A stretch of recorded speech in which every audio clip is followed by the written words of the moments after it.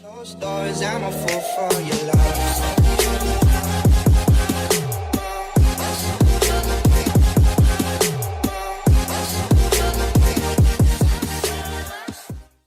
Now let us see the basic elementary of knives. What is basic elementary?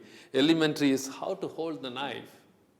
Am I a child to show how to hold a knife? But let us now see how to hold a knife for mastering the knife skills. First, you see take the knife. The knife, your thumb should be on the blade of the left hand side. Take the first finger on the right side and the third finger on the knife next to the heels. This is how you hold the knife. This is the correct way of holding the knife. It's a lot of grip in the knife. See, the knife you have to hold. Lot of people, they hold the knife like this while cutting. It's very wrong. You have only the 50% of the control of the knife, not 100%. But I don't know, practically, some of the chefs, some of the professionals have developed to hold the knife like this. That means one of the finger on top of the spine of the knife and then the other knife hold. Over a period of time, they have practiced like this. And now I can't tell you that please change it. Maybe it is right, but it's not 100% correct. So the correct 100%, the way of holding a knife is just hold it like this. Then you do cut anything fast and you don't need to worry about your fingers. You can do a very good cutting with holding the knife like this. How do you hold a large knife? I think the same way the large knife also, if you hold it here, you will have a feel of holding the 100% of the knife. 100% of the knife should be under your control. You can't leave it to the control of the knife. You have to control the knife. This is the correct way of holding even a large knife. Okay, how do you hold a small knife? Sometimes hold the small knife and cut it. For peeling, you always keep it like this. You just keep it like this, then you have the control. Then put the thumb on the vegetable or fruit and then start peeling. That means with this and this you have the 100% control. Even without the thumb on the blade, you have the 100% control because it's a small knife. So let us start from the small knife. How do you control? See, you just put the knife, the thumb, and then just peel it. Very hard. So your fingers are safe and your hand, you have 100% grip of the knife and take the blade around the fruit to peel it. Or do any kind of cutting, you use this kind of cutting. This is the way you hold. So you have a total control of the blade. Then your thumb guides the knife and take it around. That is how you peel an apple. Let us see how to handle another knife. I have a very, very, very sharp knife. I want to make slices of tomatoes. Then what I do, I just place the knife, just take it around it. How much ever you want these slices, you can do it. So you do this, you slice it using the blade. This is how you hold the knife. Still you hold the knife like this because your hand still has to go and hold the tip, the end of the knife, and then you do the slices. That is how you hold the knife for slices where you don't use it on the chopping board, you use it in the air. When you use it in the air, you hold the knife like this. You have the total control of the blade.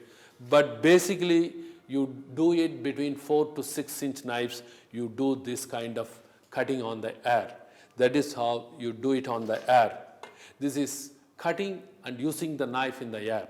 Now, I am going to use this knife for a straight cut and chop the onion. Let us take the knife, cut it into two. See your grip, your hold. See, very important that your third finger or the second finger doesn't come under the heel. This is the heel. You have to be careful that your two fingers are on the spine and the third finger is on the bolster, so that your hand is very safe. So this hand is very safe when you're cutting. This hand is also has to be safe, because both your hands has to be safe, because you only have two hands. Let us now take this, how to work on this onion. This is a straight cut. So what you do is, while chopping, you use this straight cut. Keep the knife away from the body, and then use the left finger of the left hand as your guide. It will guide. See, when you guide and I don't even see it. You don't have to even see it, because I know this is the way this hand is working, this is the way this hand is working, both the hands are working. Why should I see the onion? You don't need to see the onion. You can cut it. So then cut it.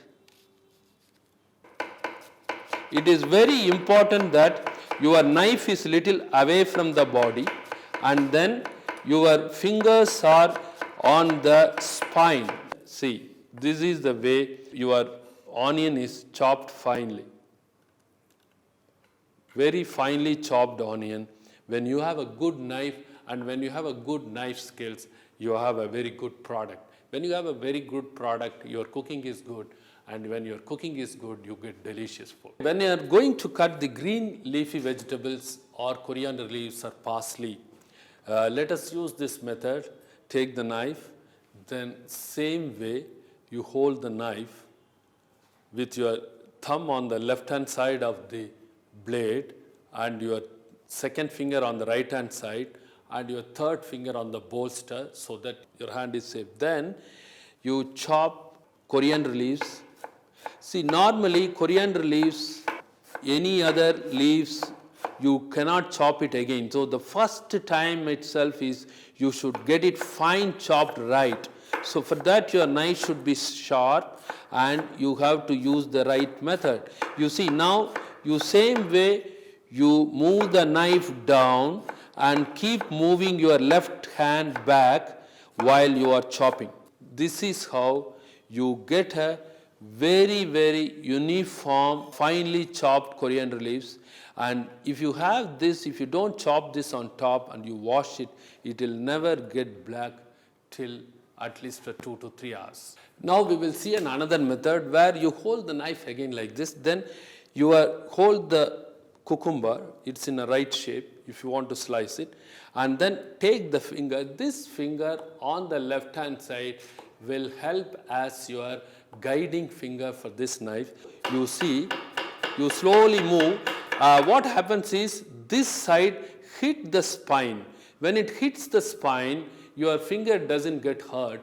It keeps on pushing the knife that side. So your hand is safe. So if you see closely, how much ever fast you cut, your knife, you're holding it proper, correct, very fast. At the same time, you guide with these fingers, then it is fast. Whatever happens, nothing will happen because you are hitting the spine. So when you hit the spine, you never get hurt on your finger.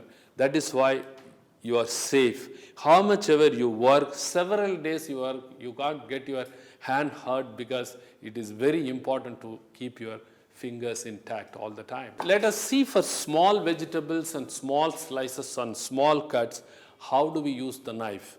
Okay, let me take the knife, same way, hold the knife in your right hand, same way you hold it, then same way you use the tip of the knife. When you cut the cucumbers, you saw the middle of the blade is used. Now I'm using the tip of the knife to cut the cucumber. It is a very small cut, so I am using the tip. See, the tip, the middle of the knife, the heel of the knife. You have to use these different parts of the knife uniformly. Otherwise, what will happen? Only if you start using the center of your knife, your center of the knife will become curved, and then you cannot use. You see, this knife I'm using for 10 years, but still there is no curve. Maybe 10 years, not so much use, but still you discount 2 years, but still this knife is uniform.